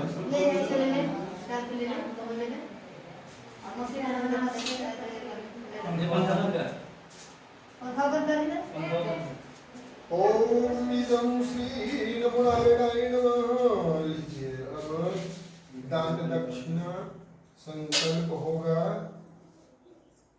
अपना गोत्र नाम भी उच्चारण कर लेंगे। ओम श्री अपराध सहस्त्राणि क्रियं धर्म संवयदास्विति मामत्वा क्षमस्व परमेश्वर परमेश्वरी मां। ओम श्री सर्वदेव देवी प्रसन्न भव प्रसन्न भव प्रसन्न भव जानि प्रसन्न भव प्रवरत्याय प्रसन्न भव करुणादि सत्यनारायणाय नमः। ध्यान करो क्षम गुरु प्रसन्न भव प्रसन्न भव। भगवान विष्णु पर छोड़िए और ये हो गया दक्षिणा।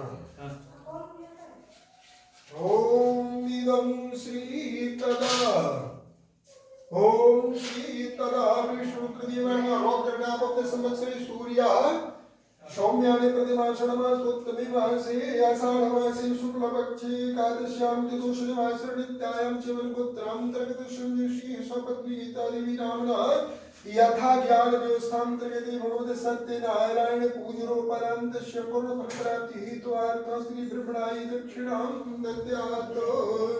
ओम इदं श्री स्वस्तिमर्पणमस्तु श्रीतरविश्वोपरान्तः स्वस्तिमर्पणमस्तु। ओम श्री सर्वेभ्यो देवेभ्यो नमो नारायणाय। भगवान को प्रणाम कीजिए, विसर्जन कीजिए। कलश चौकी हिलाना होता है। ओम नमो भगवते वासुदेवाय सर्वेभ्यो देवेभ्यो नमः। सात चौकी हिला कीजिए। ओम श्री गच्छ सुरश्रेष्ठ स्वस्थानात् परमेश्वर पूजनमराधन काले तु पुनरागमनाय च। ओम श्री नमो नारायणाय श्री सर्वेभ्यो देवेभ्यो नमः।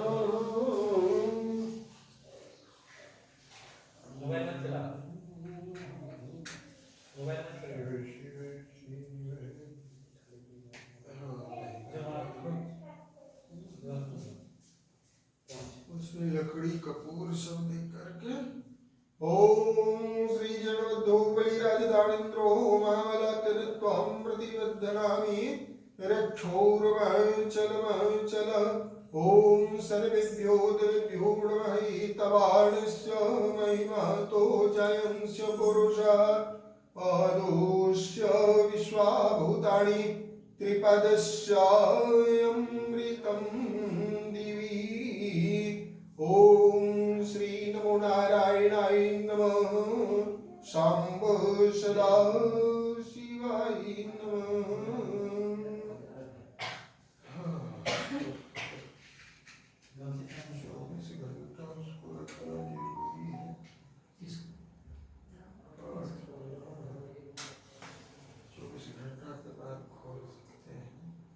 ओम श्री जनवद्धो बलिराजदानिन्द्रो महाबलात्यत्वं प्रतिबद्धनामि रक्षोर्वाचलमचल।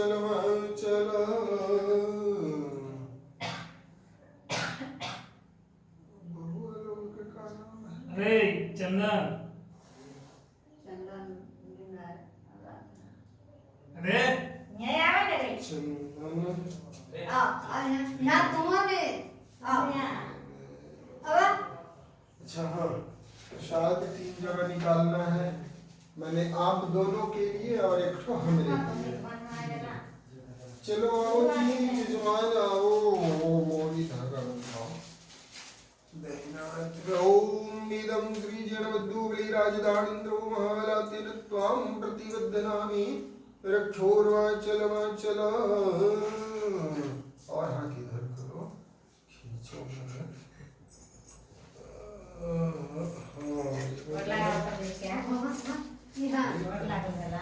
शंभवी नमः।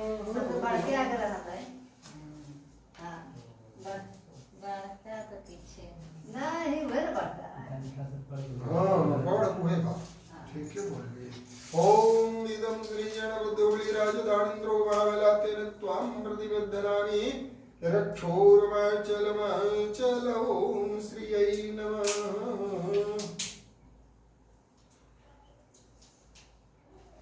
श्री सर्वेभ्यो देवेभ्यो नमो नारायणाय नमः